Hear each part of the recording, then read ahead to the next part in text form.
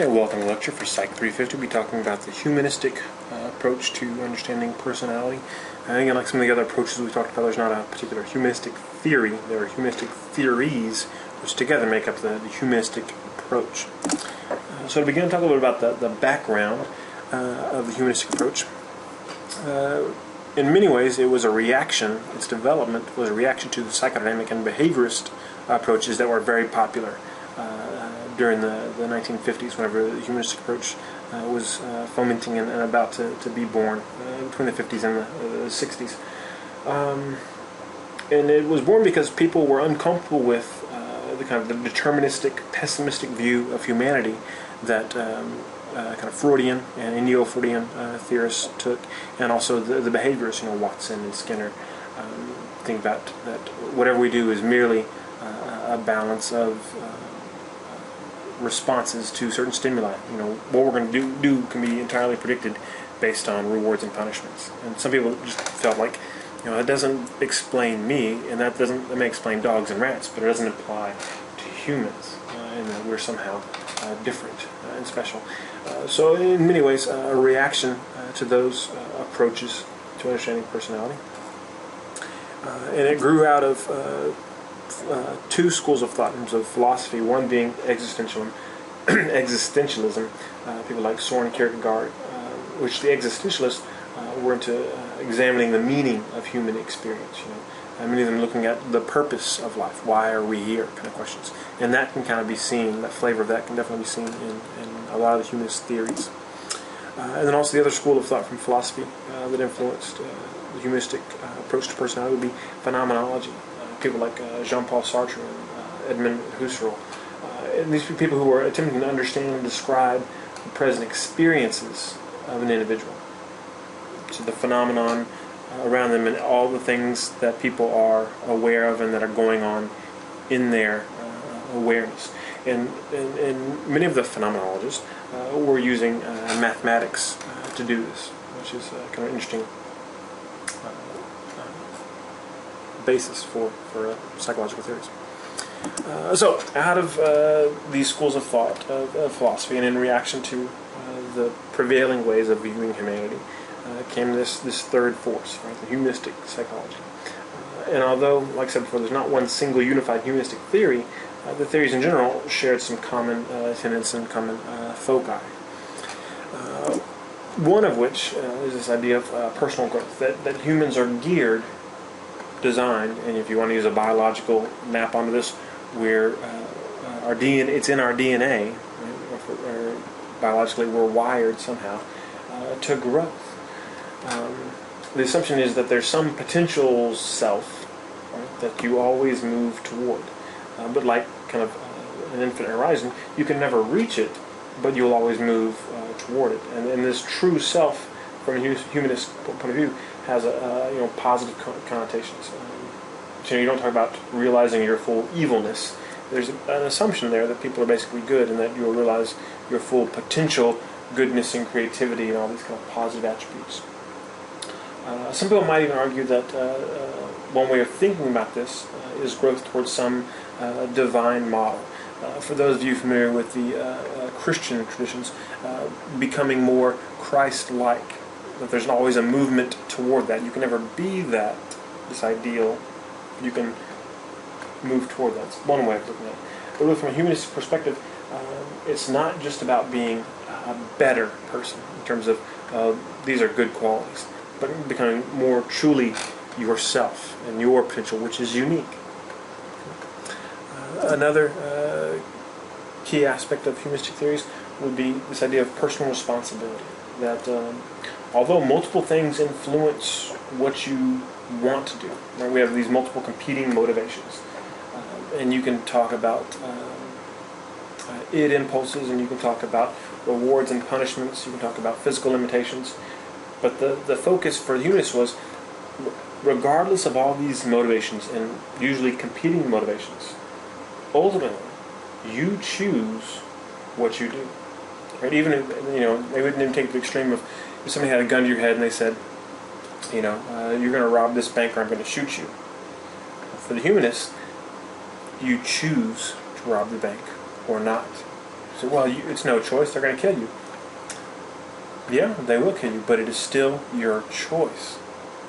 And as long as you take responsibility for your choice, that's kind of the ultimate thing for humans. It's not what choice you make, but that you take responsibility for it, and to accept that your behavior isn't determined by fully determined by unconscious desires or by rewards and punishments, but by free will, your own choice. Related to that, this idea of emphasis, the importance of the here and now. Really, two things with this. One, that happiness comes from living in the moment. So that's one aspect of the importance of the here and now. Living in the here and now for today, and not living for some future better life. Appreciating the things that are now is going to lead you to happiness. And the other thing is that your antecedents, your past, don't determine your future. So a corollary of that is you don't need to understand or explore your past to have a better right now, which is really the opposite of psychoanalysis. Right? Psychoanalysis is all about digging into the unconscious, into these past events, trace back to your childhood to figure out what was wrong, to free up your energy so you can be happier now. From a humanist perspective, yeah, how you are now was influenced by maybe childhood things and whatnot. But whatever happened then doesn't matter in terms of what you're going to do now. As long as you, again, go back to that personal responsibility, you choose to be how you want to be. Understand where you came from, sure, but you can choose to be happy, you can choose to be sad, you can choose to be with people, you can choose to be alone. So very much an emphasis on the present tense, not the past and not the future. And then the last kind of main idea here is the idea of the phenomenology of the individual, which is based on the idea that each individual has a unique phenomenological field. Right? So a unique set of experiences that is knowable fully only to him or herself. Right? So everything that you know and experience, and not just know at a cognitive level, but on all levels of awareness that you encounter, you have a unique perspective on that. You experience it your way, and I can't experience it the same exact way. And so two individuals can share environmental stimuli that have different phenomenological fields. So two people see a dog. They see the same exact dog, maybe the same distance from it. For one, they see a dog and they have fear, and they run from it. The other one says, "Oh, what a cute dog," and they go pet it. Right? Very two different experiences of the same stimulus. So it's part of the idea of the phenomenology of the individual, that each individual's experience is unique despite any commonalities in the environment. The experience of it is still unique to the individual. Okay, so now let's move on to some of the big thinkers in humanism, and there are many, and we don't give them all their full due here because we don't have time. People like Rollo May are left out. But we'll talk about two, really: Carl Rogers and Abraham Maslow, and then one more modern one after that. But for Rogers, who's arguably the big one for humanists, there were a couple of ideas that were really important. One, this idea of the fully functioning person. And so,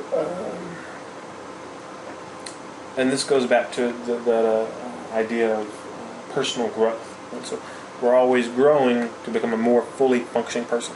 But again, from this perspective, humanist perspective, even becoming you are a fully functioning person. That's not a destination. That's not a static state. It's a process. It's dynamic. Right? So once if you have optimal development, if things go well for you, you'll become a fully functioning person. But when you're a fully functioning person, you're not done. That just means you started engaging these other processes, right, which Rogers felt were optimal. So these are things you wouldn't maybe want to strive for, and that there was an inherent tendency to move toward. So if you achieved this process, if you got to this point where you could do these things and you were a fully functioning person, there's a couple of characteristics associated with that. One, it's associated with greater freedom of choice, which is related to that acceptance of personal responsibility. Because once you take responsibility for your actions, you're free to choose. If it's not your responsibility, then you can't choose. Well, I have to do this. Society says I have to do this. Or I have this family obligation. They need me to do this. I must do this. I ought to do this. I should do this. There's no freedom there, right? You're trapped by these multiple chains of expectations and culture and whatnot. But for Rogers, if you become a fully functioning person, then you continually engendered greater freedom of choice. Not that you wouldn't meet family obligations, but you would do so because you wanted to, not because you had to. So greater freedom of choice and increasing focus on living for the moment. So again, there's that here and now. So people who are fully functioning aren't worried about the past. They're not worried about the future. They appreciate what they have right now, and they're fully alive in the moment and appreciate the things around them. The fully functioning people tend to be associated with increases in creativity and also more intensely felt emotions. You know, I think, oh, well, this is what we're striving toward, intensely felt emotions, so I'm going to be much happier. And Rogers said, yes, and much sadder. Right? Because for Rogers and for other humanists, sadness, anger, these things aren't necessarily bad. They aren't negative. Society may say, oh, you shouldn't feel this way. For humanists, they say, if you feel that way, then that's how you feel. And to be truly human, truly yourself, you'll feel the full extent of your sadness and the full extent of your anger. So you'll experience these emotions more intensely and more fully. And because of all these things, you'll live a richer, more fulfilling life. So we're all growing toward this becoming more of a fully functioning person. And Rogers' other kind of one of his other big ideas was the emphasis he put on self-concept. Right? He tried to attach great importance to how individuals experience themselves. And notice I didn't say how people thought about themselves, but how they experience themselves, which includes how you think about yourself. How you experience yourself is more than just thoughts. Right? There's an affective component to it as well. So the way that you experience yourself is your self-concept. And we all have, and it gets a bit Freudian here, even there's kind of this, at an unconscious level, you see yourself in a certain way. You kind of think of this being your ego. Your ego is organized around certain principles that this is who I am. And you may or may not be fully aware of what your self-concept is. But whenever you're out in the world will treat you in a certain way, right? And the way the world treats you, and the way you engage the world, relates to your phenomenological field. The way the world treats you, and the way you experience the world, isn't always consistent with your self-concept. And if that incongruity between experience and self-concept is threatening, again, at an unconscious level, then the result is the experience of anxiety. Which, again, kind of a little similar to Freud here.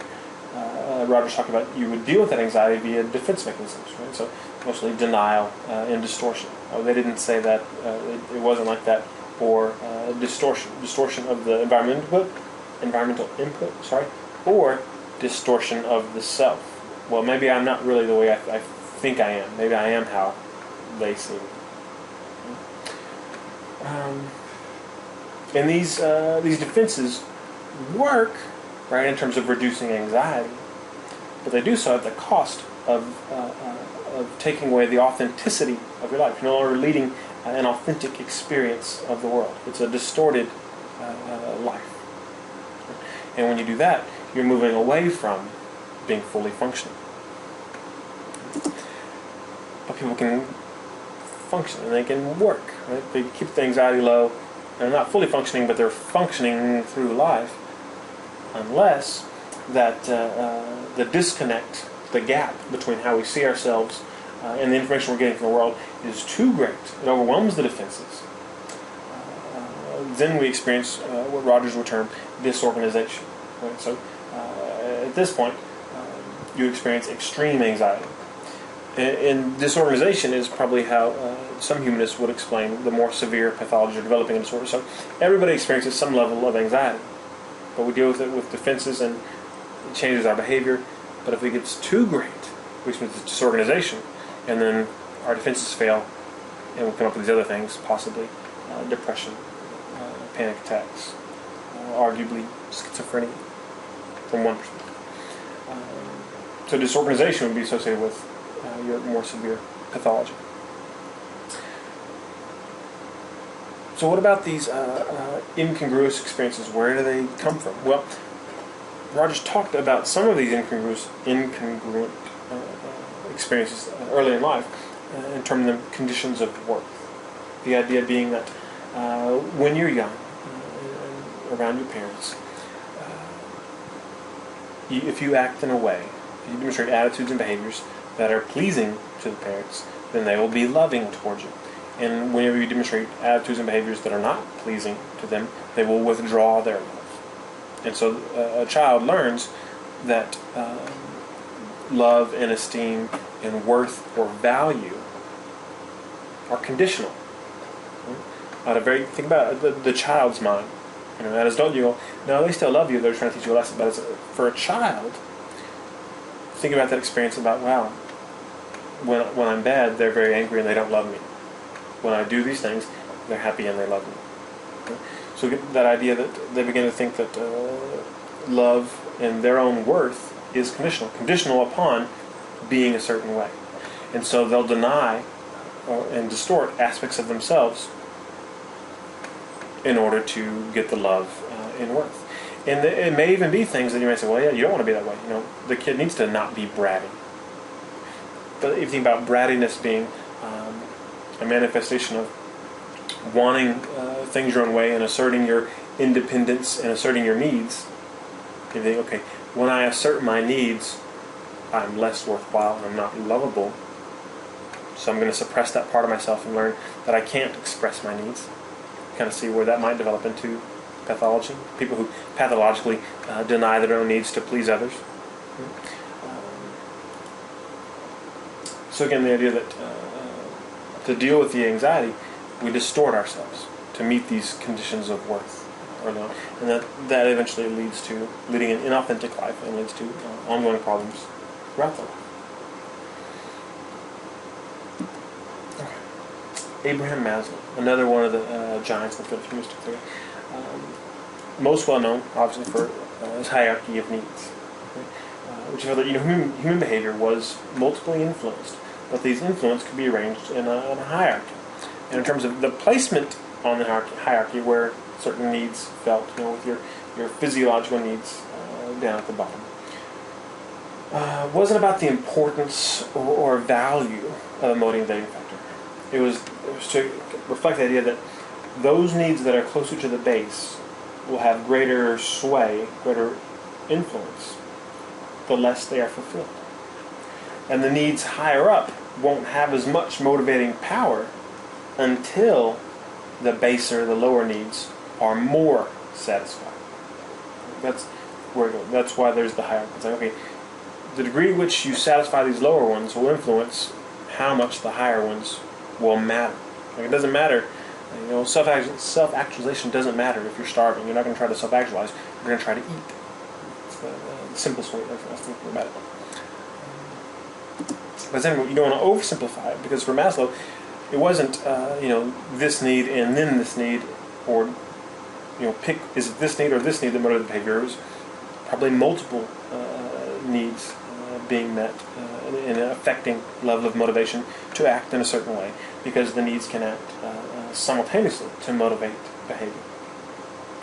So all levels might be working at once, and but the hierarchy still matters, because the degree of influence for a particular need will depend on the degree to which lower needs are met. Right? But you don't need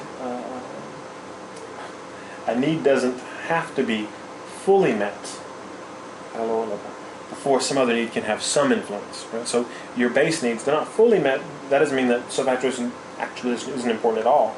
It's just less important. It has less of an effect on behavior until lower needs are more fully met. They can still have some influence at the same time. So getting to that top of the pyramid, the self-actualization, this is again going to the idea of personal growth. It's common to humanist theories.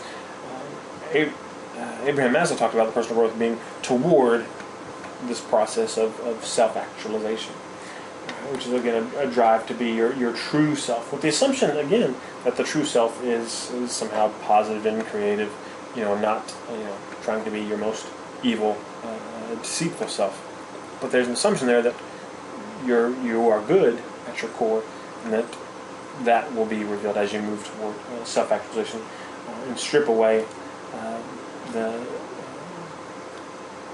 societal demands that have led you not to pursue your true self. Another one of the big contributions of Maslow would be to focus on the positive side of psychology, which we now talk about a field of psychology, subfield being called positive psychology, which Maslow substantially influenced because he wanted to study psychologically healthy people. Right? He was, everybody else was worried about the neurotics, and the psychotics said, "Well, what about people who are fine? I want to know about them." Similarly, when people are focusing on the unconscious, he said, "Okay, good, you got that part. I want to know about people's conscious motivations. What things that you're aware of are guiding your behavior." So, how did he study these things? There's part of the problem with Maslow. He developed one approach was he developed a list of people that seemed to him to be self-actualized, people he knew, and then also historical figures. And they looked for commonalities among their personalities. Obviously, there's problems with this method from a scientific point of view, but just because the method wasn't scientific doesn't mean the information has no value, but it certainly has limited scientific value. But using this method, he came up with some characteristics of self-actualized people. Right? So these are people who tend to be more accepting of themselves, including their flaws, their shortcomings. So it's not like they're perfect people. They have shortcomings, but they accept them. Well, yeah, I'm late all the time. That's me. I'd like to be on time sometimes, but this is just how I am, and this is how I will likely always be. So they accept themselves. They're free from cultural restraints for making decisions. So again, that comes back to that idea of personal responsibility. Because once you take responsibility for your decisions, it's not just it's my responsibility. No, it's my responsibility. You don't tell me what I should do, what I shouldn't do. I determine what I will do. Not that you're trying to act in opposition to cultural norms or mores or morals, but you understand that you're not doing it because you should or they said. You're choosing because you want to. It's an active choice. People also are more creative. So it sounds a lot like Roger's idea of the fully functioning individual. But then the other piece that Maslow added is they also have their more likely experience peak experiences. So these peak experiences, this is an interesting facet of Maslow's research, and he wrote a lot about them. And they're, in many ways, described as transcendental experiences, spiritual in nature for some individuals. Some people will talk about in the research on peak experiences, talk about feeling as if they are in communion with a higher power, or at one with some universal being or universal oneness. For others, it's about a moment of clarity. But it's this experience that is qualitatively different from everyday life experience. And they don't stay at the peak. They have these experiences where they have this moment of clarity, this oneness, this special sense of being, and then they come back to where they were before. And the idea that these self-actualized people are able to have this peak experiences more often. And again, these peak experiences are thought to be associated with healthy psychological functioning. Okay, so Rogers and Maslow are important in the development of humanistic thought, and then more modern theorists who kind of stepped into the role of a more modern humanist would be Mihaly Csikszentmihalyi. Basically, Csikszentmihalyi. No, it's not Csikszentmihalyi. It's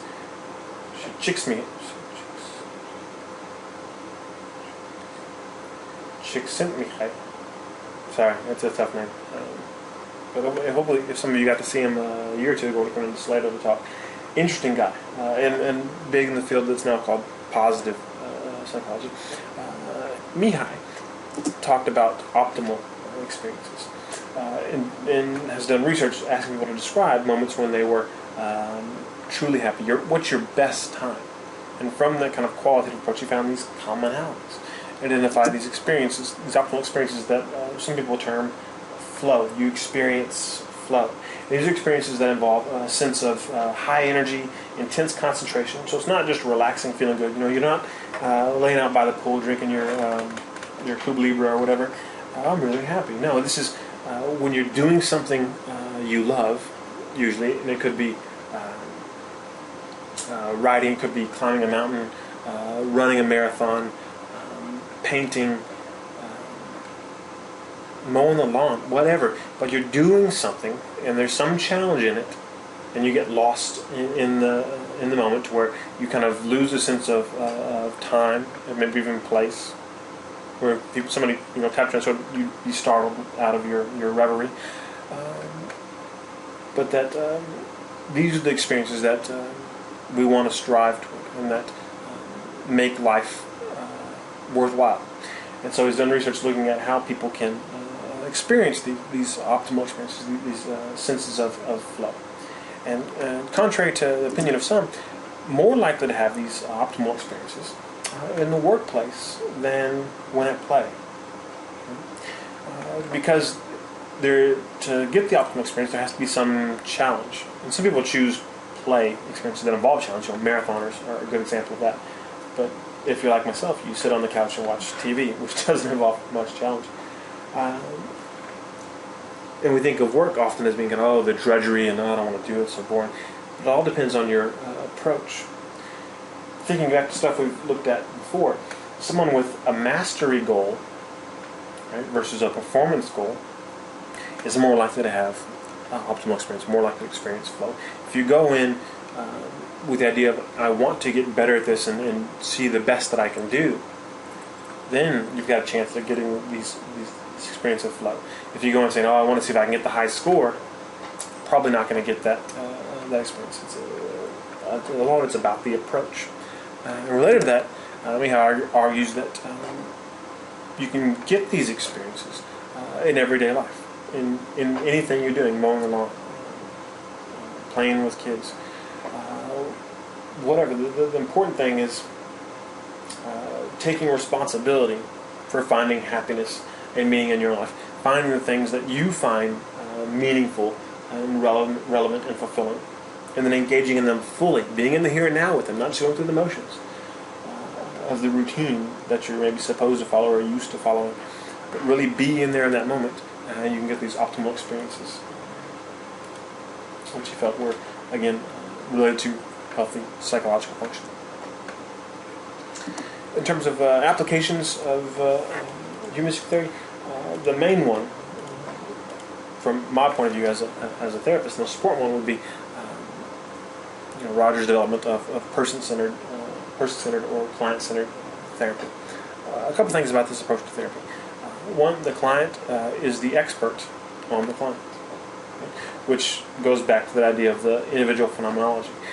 Because there's an assumption here that the client knows himself better than you ever could. Right? Whereas for Freud, you'd say, well, the client can't know him or herself because it's all unconscious, and I've got to sift through this unconscious and find the things as the expert.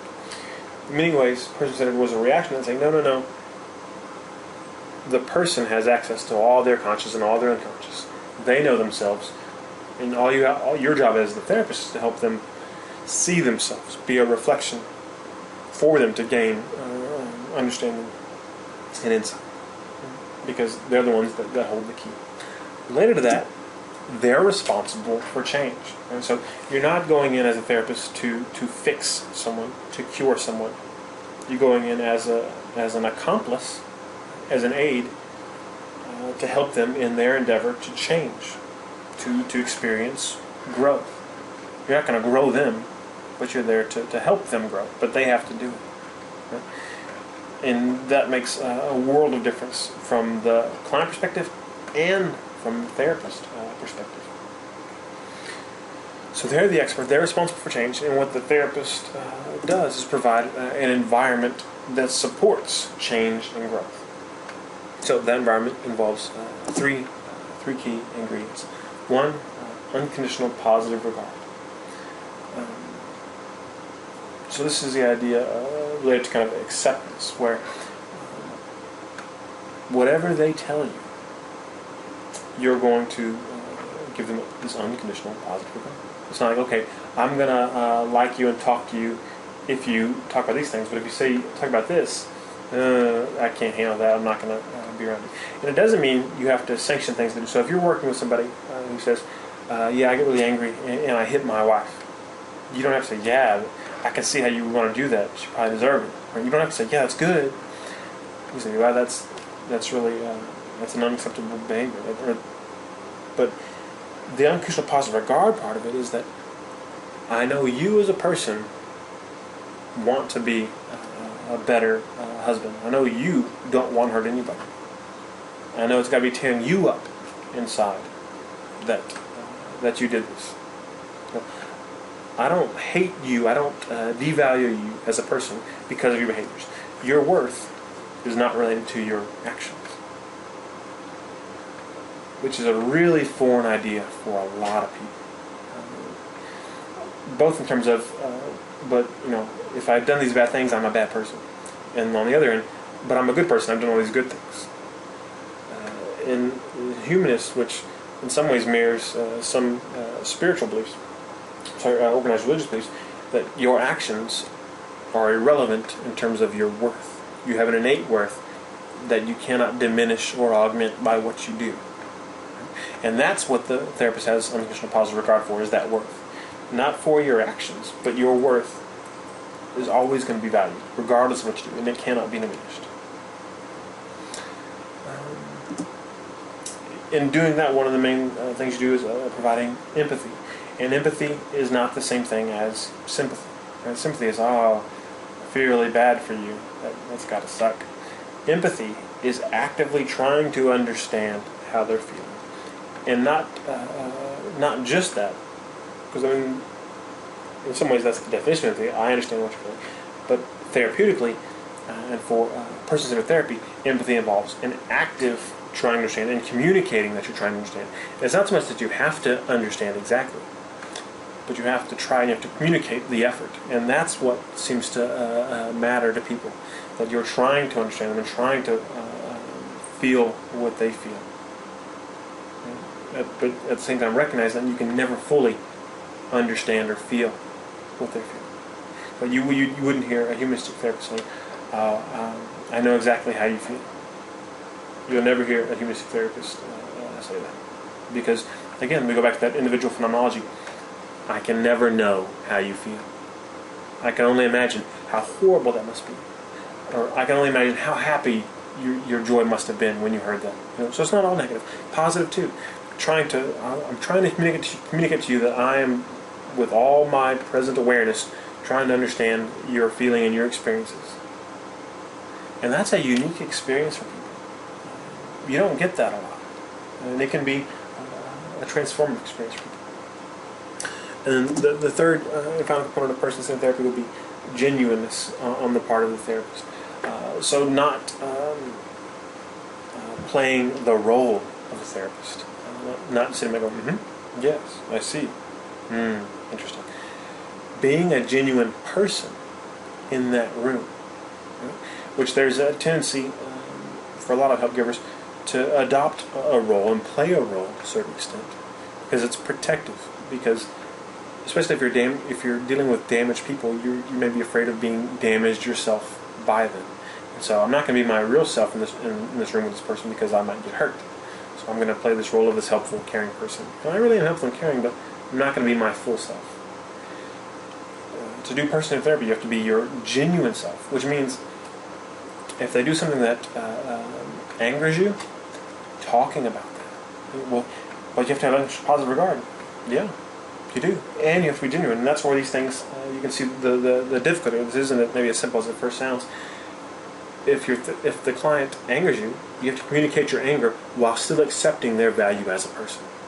Right? And saying, wow, when you said that, I really felt, my stomach tightened, I feel my fists clenching. When you use that word to describe that group of people, it really bothered me. and I just have to share that with you. That's being genuine, and having kind of the courage to self-disclose those reactions appropriately. It's an important part of person-centered therapy. The idea being that people then who experience this, they experience someone who's with them being a real person who's interested in how I'm feeling and trying actively to understand me, and then giving me this unconditional acceptance where no matter what horrible things I say or what wonderful things I say about myself, their core feeling and attitude toward me stays the same, and it's positive. Can you imagine that could actually be a powerful experience. So that's one of the important outgrowths of the humanistic approach. In terms of evaluating the approach, obviously it has an intuitive appeal for many people,